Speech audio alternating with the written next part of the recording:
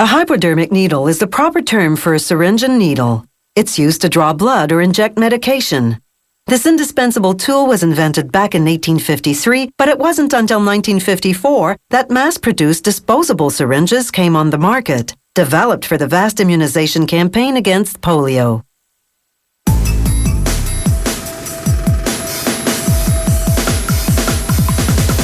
A syringe may make you cringe, but the treatment it delivers could be a lifesaver. To make a hypodermic needle, they start with a flat strip of stainless steel. A milling machine rolls it into a tube shape. A laser welds the seams together. But what makes the steel stiff enough to use is something called cold work, in which they press the tubing through a die several times. This also slims the tube dramatically, so now you have a thinner, tougher tube. It takes about a couple of days to turn the stainless steel strip into a tube with needle potential. But it will have to be sharp to perform, and the next steps will focus on getting the steel tube to a point where it's more than just a blunt object. An electrically powered blade scores the walls of the tubes as rubber pads bear down and roll. This rolling causes the tubes to finally break at the score line. The tubes are being cut down to size, about 5 centimeters long.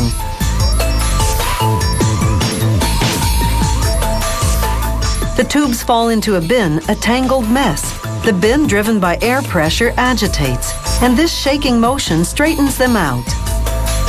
An operator bundles them together with a plastic band, but removes a few to check the specs. This micrometer uses laser light to measure the outside diameter. The tube is supposed to be 2 millimeters, and it's right on. Next, a mechanically driven drum rolls super adhesive tape onto the tubes. The tape will hold the tubes in place as more work is done on them. They razor cut 12 centimeter strips of the tape tubes so that there are about 100 tubes per strip. Then they spray aluminum oxide on the ends of the tubes. This roughs them up so that the surface will be easier to work with. Now they place the strips of tubes into the grinding fixture, and then they snap it shut. Coolant flushes over the tube tips as the fixture moves across a grinding wheel. The wheel grinds through the tops of the tubes, shaping them into a rough point. This is only the first grind, so it's not yet needle sharp.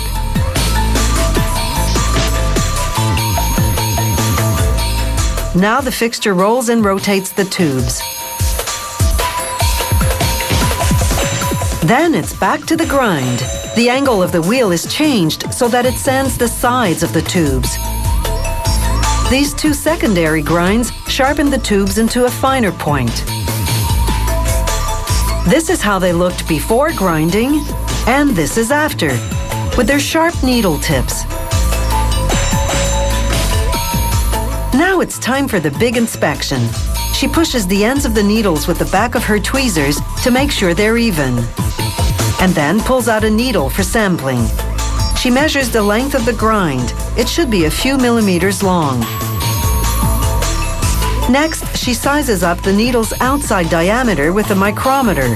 Holding the needle between posts, it measures the space between them.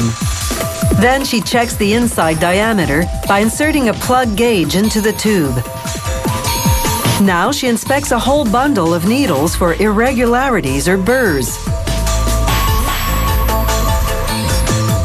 Using tweezers, she removes one for a close-up look under the microscope. Once they pass inspection, it's on to the big wheel or the automated assembly machine. Brass and nickel-plated fittings called hubs drop onto pins on the wheel. Then needles fall into the hubs. Metal fingers align them so they fit together precisely. The hub is the piece that will connect the needle to the syringe. Automated crimpers press the needle into the hub. Sheer friction bonds them. Now 2 metal pads on the same wheel position the needle. A plastic sleeve drops down, encasing the pointed tip. Finally, a robotic arm lifts the needle off the wheel and drops it into a bin. The needles are now ready for you, but are you ready for them?